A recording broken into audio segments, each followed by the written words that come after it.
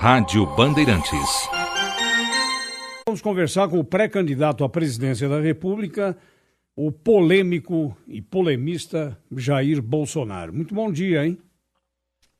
Bom dia, obrigado pela oportunidade.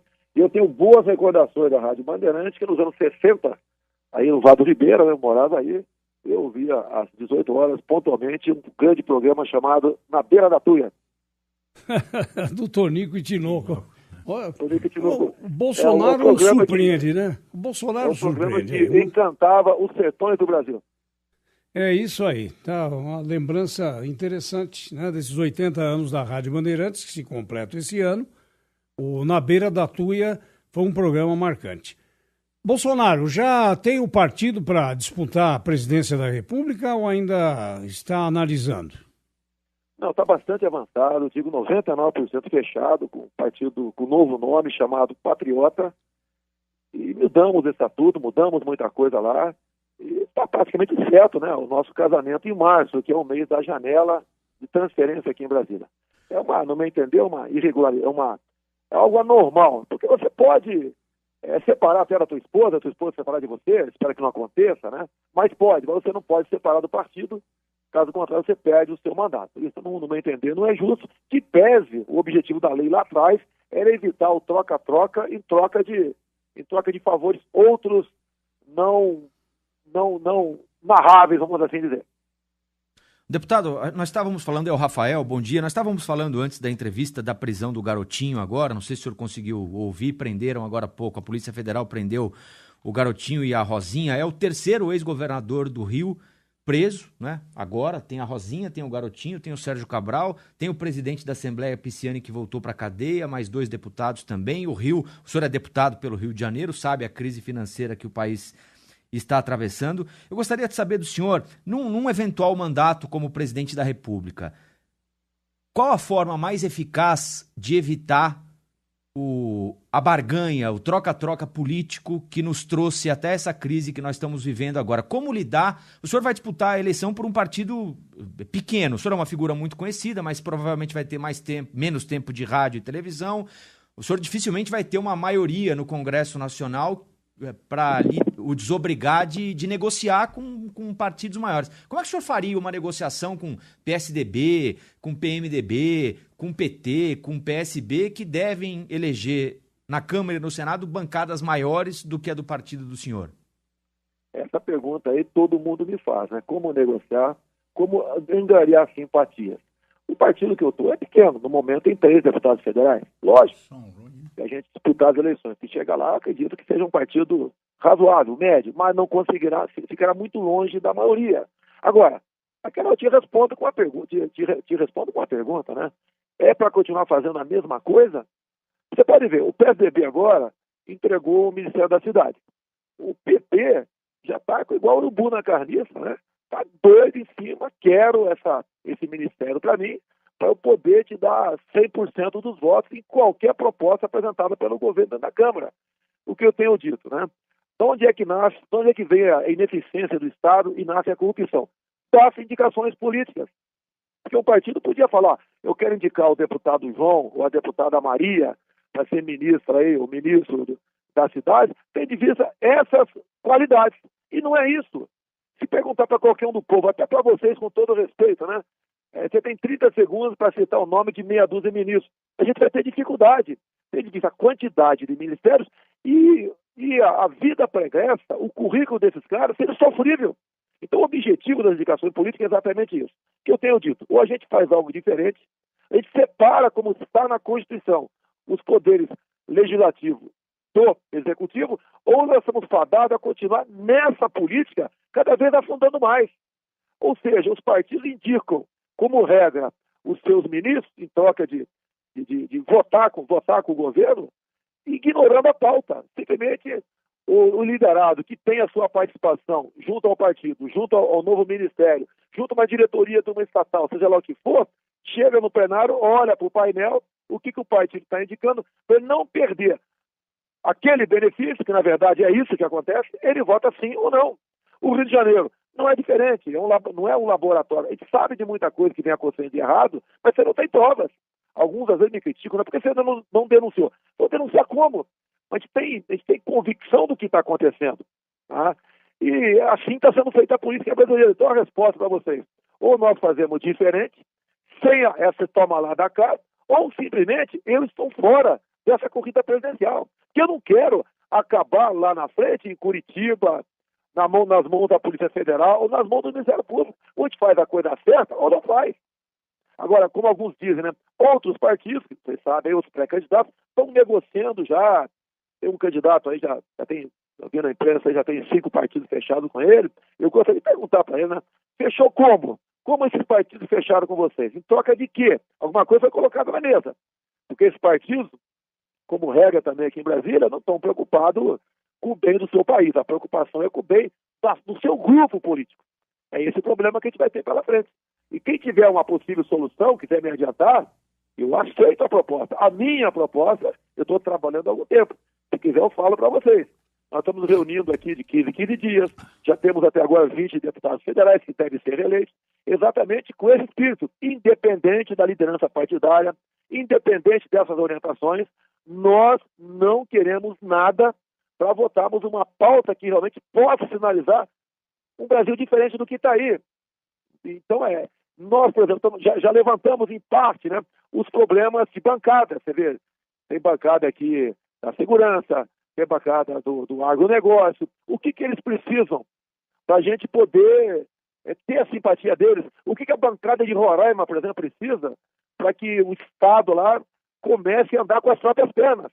Você tem que ter uma mexida na linha ambiental, tem que dar uma mexida na questão indigenista, senão aquele Estado que é riquíssimo vai continuar fadado a ser um Estado pobre.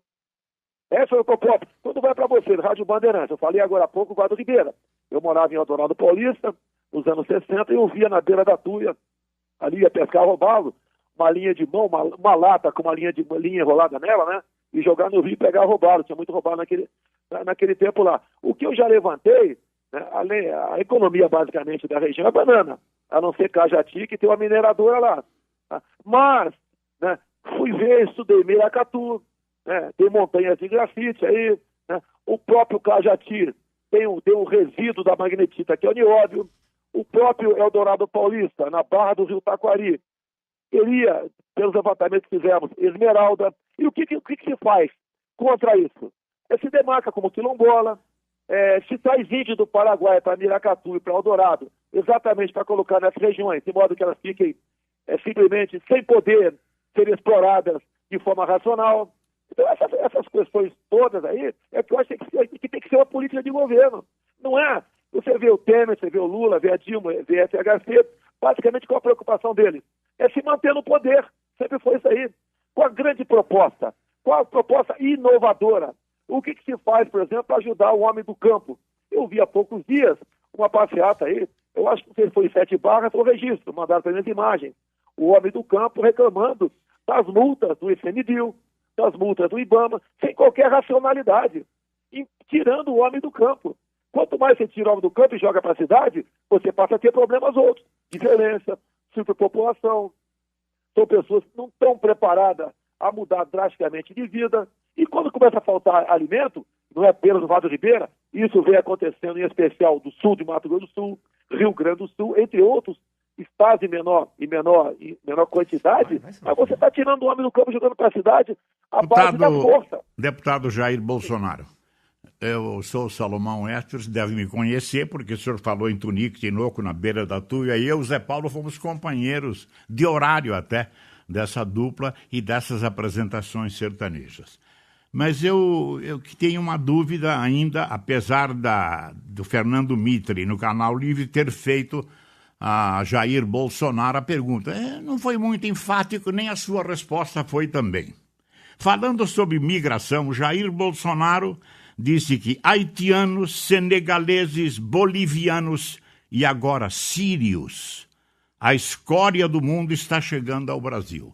Como filho de sírios que fizeram no Brasil o Hospital Sírio-Libanês, o senhor conhece?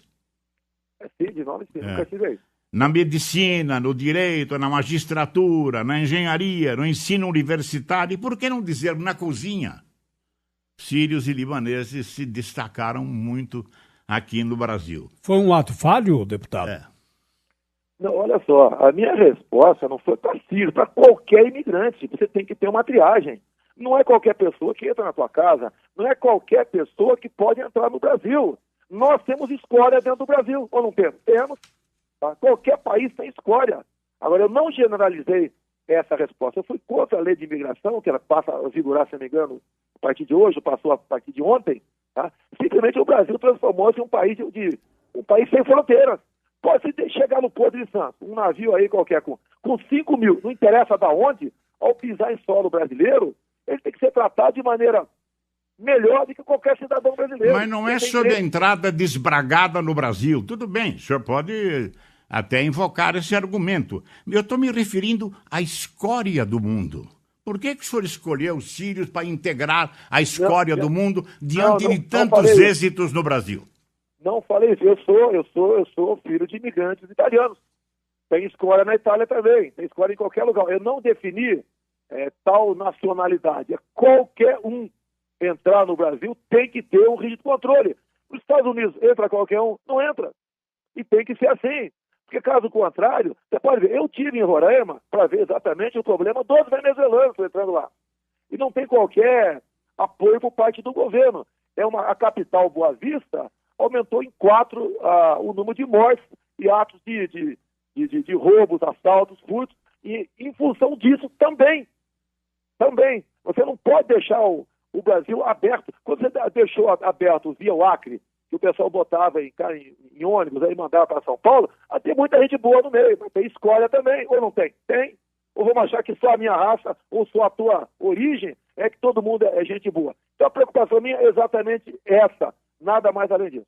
Deputados, esse é o seu estilo agressivo, o senhor fala mais ou menos aquilo que dá na cabeça.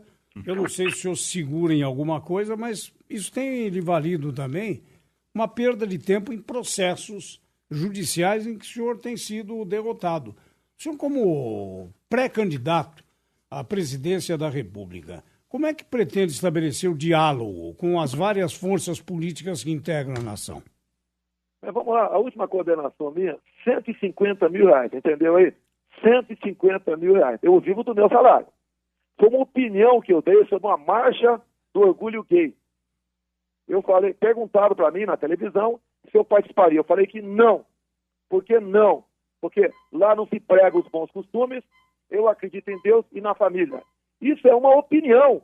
Ou eu teria que falar o seguinte, eu vou, porque não acredito em Deus, sou ateu e é bom para a família. Eu não posso ter uma opinião, não se respeita o artigo 53 da Constituição. Lá sim está a nossa imunidade parlamentar. Não é para pegar malas de dinheiro por aí. O artigo 53 é bem claro. Os deputados e senadores são invioláveis, pois por quaisquer de suas palavras, opiniões e vozes. Eu dei minha opinião sobre a marcha do orgulho gay. Ok? Agora não quer dizer que quem vai lá não acredita em Deus. Acredite, mas eu dou minha opinião. Agora, esse processo todo, processos políticos. Vocês vão me dar R$150 mil. Inclusive, foi em recurso, em segunda instância, no Tribunal de Justiça, no Rio de Janeiro. Olha só, o Ministério Público foi pelo arquivamento. O relator foi pelo arquivamento. E uma plateia enorme do grupos LGBT presente. A ação foi proposta, conhecida como Associação de Lésbicas de Niterói, sobre a parada do orgulho gay.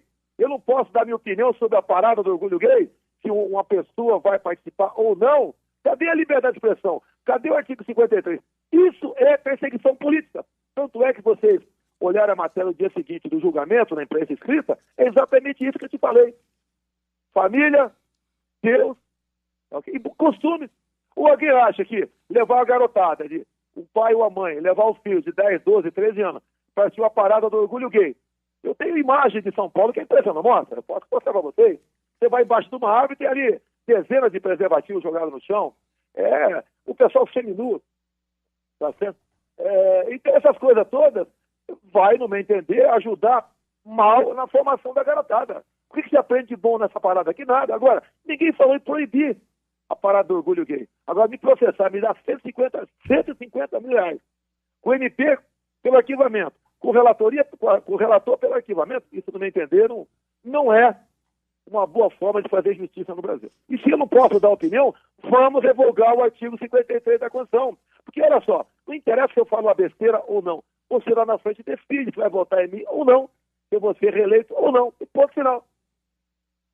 Deputado, eu queria falar um pouquinho com o senhor sobre privatizações. O governo está falando agora em privatizar a Eletrobras. E há vários economistas favoráveis, outros contrários à privatização de outros bens públicos, como, por exemplo, bancos públicos. A Caixa Econômica Federal é um deles que poderia ser transformado em uma sociedade anônima, o Banco do Brasil, enfim.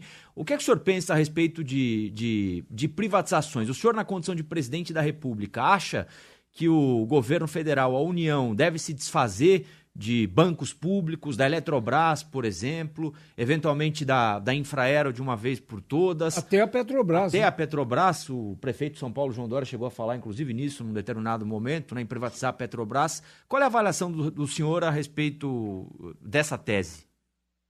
Olha só, eu vou falar uma coisa aqui que é um pouquinho diferente, mas tem a ver, tá? Já se discute há algum tempo aqui você vender terras agricultáveis para vender para estrangeiros, ok? Eu perguntaria para vocês e quem está nos ouvindo aí, vamos supor que vocês vendessem, né, a dispensa da sua casa para o Jair Bolsonaro. Então eu sou dono da dispensa da tua casa. Eu perguntaria o seguinte, o que você vai comer amanhã? É o que está na dispensa ou aquilo que o Jair Bolsonaro quer que você consuma? Vai estar na minha mão. Eu vou decidir o que você vai comer amanhã. Se o governo partir para vender terras, e nós sabemos que o grande capital que vai comprar isso poderia ser qualquer país, mas quem está preparado para comprar tudo isso, em grande parte, são os chineses. Ou seja, a nossa segurança alimentar estaria nas mãos de quem? Dos chineses. Eles têm uma população de 1 bilhão e 400 milhões de habitantes. Então não precisa falar mais nada. Isso é 7 vezes maior do que a nossa. Uma população que cada vez mais sai do campo e vai para a cidade. Então vamos lá, vamos agora para as nossas privatizações. Quando você vende o setor elétrico, tá? Quem é a princípio a empresa que mais tem meio? Empresa não, qual país? Vai ser a China. Inclusive, vender para a China não é privatizar, é estatizar para a mão dos chineses. Se você não tiver, se até quiser vender isso aí, não tiver algo para interferir, mas daí continuaria a intervenção do Estado. Eles poderiam botar a tarifa de energia no preço que bem entender. Nós vamos deixar um setor estratégico como esse, de energia, na mão de gente de fora do Brasil. Qual país do mundo, né, sério, entrega para o capital de fora, não é para o capital interno? O interno a gente pode discutir sem problema nenhum. Essas estatais que são estratégicas, ok? Então, essa possível privatização da Eletrobras, ela poderia acontecer, mas seria o último da fila. Nós temos em torno de 150 estatais no Brasil. Tem estatal aqui que não é nem privatizar, é simplesmente extingui-la. Porque é cabidão de emprego. Só no governo do PT, se não me engano, em torno de 50 novas estatais foram criadas no Brasil. Cabide de emprego. Então isso aí tem que ser extinto. Logicamente diminui aí a despesa do Estado. Daí você vai para a Caixa Econômica e Banco do Brasil. Como é que é financiada a agricultura no Brasil hoje em dia? É o Banco do Brasil. O Banco do Brasil privatizado seria na mão de um outro banco particular qualquer. Como é que ficaria esse financiamento? A que taxa de juros? Né? O Banco do Nordeste, por exemplo. Por que não funciona alguns bancos? Porque a Caixa Econômica tem problema. Você pode ver. Até há pouco tempo, continua a diretoria da Caixa Econômica na mão de partidos políticos. Eu falo do Rio de Janeiro, até pouco tempo, a diretoria de loteria da Caixa estava na mão do senhor Moreira Franco. E cada um tira a conclusão que bem entender de acordo com esse nome. Com que intenção ele estava lá? O que ele entende de loteria? O que ele entende de Caixa Econômica Federal? Qual é o seu compromisso com a Caixa e com o Brasil? O compromisso que ele tem é com o seu grupo político. Por isso que os partidos políticos querem cada vez mais, em troca de apoio aqui dentro, ter nacos do patrimônio público, em causa própria. Para esses caras, a 99% desses caras, dessas pessoas, eles estando bem, o Brasil está bem. E não o contrário. O Brasil estando bem, ele vai estar bem. Então a questão de privatizações, você tem que hierarquizar. Não vai ser de uma hora para outra que você vai pegar e dar um tiro aqui, vamos resolver isso aí. Até porque eu não sou economista. A Dilma era economista. Ela talvez tivesse uma resposta melhor do que eu. Viu para onde ela botou o Brasil nessas questões. Agora, a privatização, pelo amor de Deus, tem que vir por um critério de transparência, de melhora na economia, e não para combater a corrupção apenas tirando das mãos dos políticos aí. A história de tirar o sofá da sala, né? Exatamente. Então você quer privatizar a Caixa? Vamos fazer um estudo, vamos conversar, poxa, porque afinal de contas, né? Quem vai dar as linhas de ações para o futuro presidente seguir, caso seja eu, vai ser a equipe que está comigo. Eu não tenho solução para tudo. Eu não tenho bala de prata para resolver os problemas do Brasil. Da segurança. Então, o senhor vai precisar unir várias forças aí, mas com o seu discurso radical, como é que o senhor vai pacificar? Olha só, o discurso radical meu foi em momentos que se exigia aquilo daí. Se exigia aquele tipo de discurso. Tá certo? Não vou dizer que não errei em algum momento. Errei sim, mas naquele momento exigia. Quando eu o senhor cheguei errou, aqui em deputado? 91. Quando o senhor errou? Eu cheguei em 91 aqui. Cheguei em 91, o Figueiredo tinha saído há pouco tempo. Eu era o único militar aqui dentro. E tinha aqui quase uma centena de anistiados por isso. Eu era o alvo principal deles. Eles queriam aqui a todo custo, que o Carlos Lamarca era o herói e eu era o bandido, o criminoso, o terrorista. Então tivemos vários embates aqui dentro, discutindo questão de direitos humanos, tá ok? Que alguma coisa poderia não ter falado, mas naquele momento eu acho que exigia aquele tipo de resposta. E eu segurei bravamente isso. Agora você pode ver, o que o povo olha em mim, o que vocês olham em mim para vocês estarem me entrevistando agora. Alguma coisa está acontecendo. Por que Um candidato diferente, pelo menos. Isso não tem como negar. Agora, completamente diferente. deputado Jair Bolsonaro, a sua viagem aos Estados Unidos, que, na minha opinião, pretendia ser didática, explicar o que pretende fazer conduzindo os destinos do Brasil como presidente da República, foi útil, foi boa, foi eficiente? Como os círculos intelectuais e políticos dos Estados Unidos receberam a sua pregação? Olha só, se tivesse sido ruim ou um desastre, vocês estariam sabendo. Eu evitei uma armadilha no último dia, numa faculdade em Washington, onde quem estava organizando, ele queria partir para o confronto e ficar maculado o meu último dia nos Estados Unidos como um fracasso. Eu tive 3 encontros com o sistema financeiro, um com a Câmara de Comércio do Brasil e Estados Unidos, e eu fui pela sinceridade. Eu sei que o que os investidores querem, eles querem que se honre contratos, que respeite a Constituição, as leis, paguem aquilo que foi acertado. Eu também quero isso aí.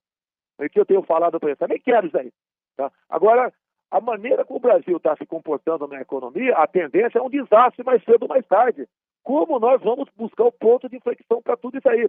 E da forma como eu falei, em cada reunião nossa, eu acho que como um todo, umas 150 pessoas me ouviram nesses 4 encontros aí, era o pessoal que a grande parte era nata do sistema financeiro, não só de fora do Brasil, bem como na Câmara de Comércio do Brasil e Estados Unidos. E eles, pelo que eu senti, gostaram. Tanto é que eu não vi matéria na mídia vindo por parte deles de crítica à minha pessoa. E eu começo dizendo o seguinte, né? Eu vou conversar, é a mesma coisa se eu entrar agora no Sírio Libanês. Eu não vou dar uma palestra para médico lá. Eu não vou na Câmara de Comércio do Brasil e Estados Unidos dar uma palestra para investidores. Eu fui dar um retrato, quem eu era, em parte já sabem quem eu sou, quais as possíveis propostas, e eu espero, né? Assim como tenho dois economistas comigo até o momento, espero brevemente agregar mais um economista que tem um nome bastante conhecido no Brasil, para essa equipe, para essa pessoa, ao conversar comigo, falar qual é o seu plano de governo na área da economia e a gente fazer um devido acesso. Não é o que eu quero, nem o que eles querem. É o que nós queremos, que tem que ser um plano que realmente aponte para daqui a algum tempo o Brasil achar o seu ponto de inflexão e sair desse buraco econômico. Eu costumo dizer uma coisa, olha só, vocês veem, por exemplo, Israel, eu estive lá, olha o que Israel tem, eles não têm nada, e olha o que eles são.